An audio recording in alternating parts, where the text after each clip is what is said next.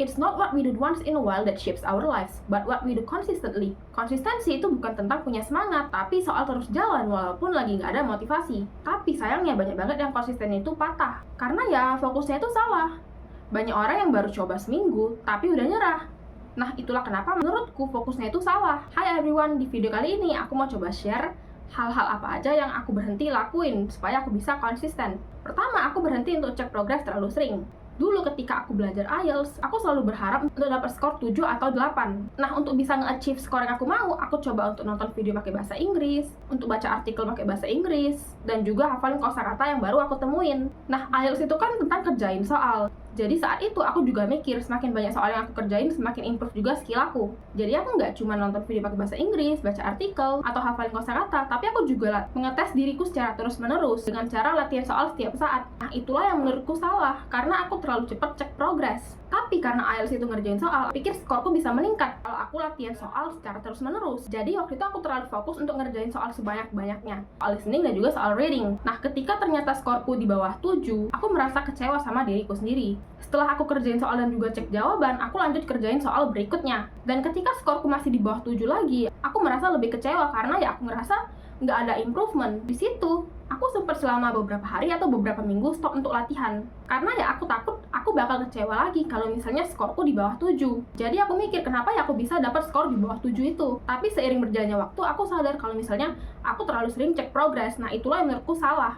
Kalau misalnya kita cek progres tiap saat, ya progres itu nggak bakal kelihatan. Progres itu bakal kelihatan kalau misalnya udah jalan sebulan, atau beberapa bulan, atau bahkan bertahun-tahun. Akhirnya, aku stop untuk kerjain soal terlalu sering. Lebih fokus untuk nonton video dalam bahasa Inggris, dan juga baca artikel dalam bahasa Inggris, untuk mengimprove skill listening dan juga skill readingku. Dan progresnya juga aku cek setiap minggu, bukan setiap saat. Yang kedua, mindset all in or nothing. Maksudnya adalah untuk memaksimalkan hal yang mau kita kerjain, atau nggak usah kerjain sama sekali. Satu hal yang aku pelajarin adalah life is full of uncertainty. Sangat banyak hal yang tidak terduga bisa terjadi.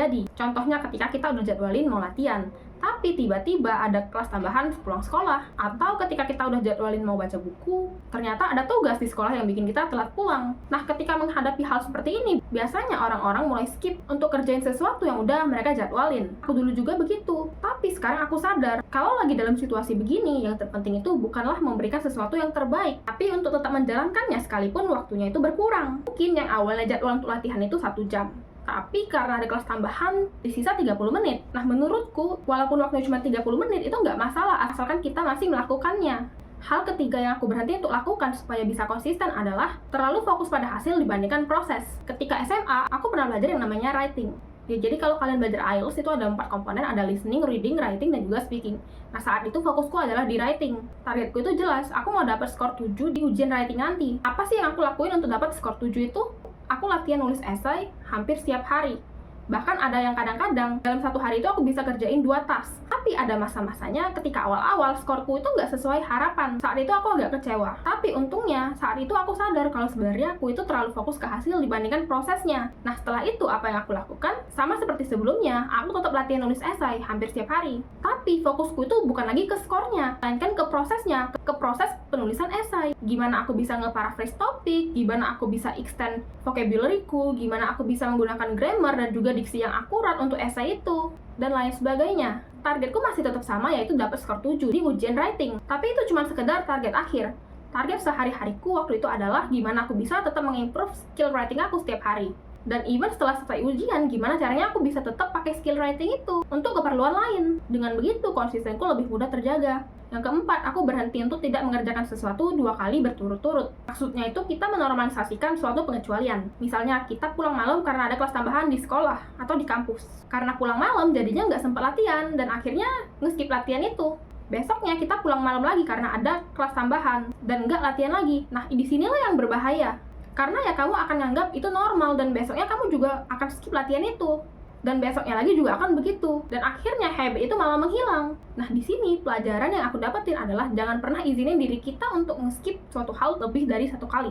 Atau bahkan, jangan pernah izinin diri kita untuk nge-skip sesuatu. Karena ya konsisten itu sebenarnya nggak mudah.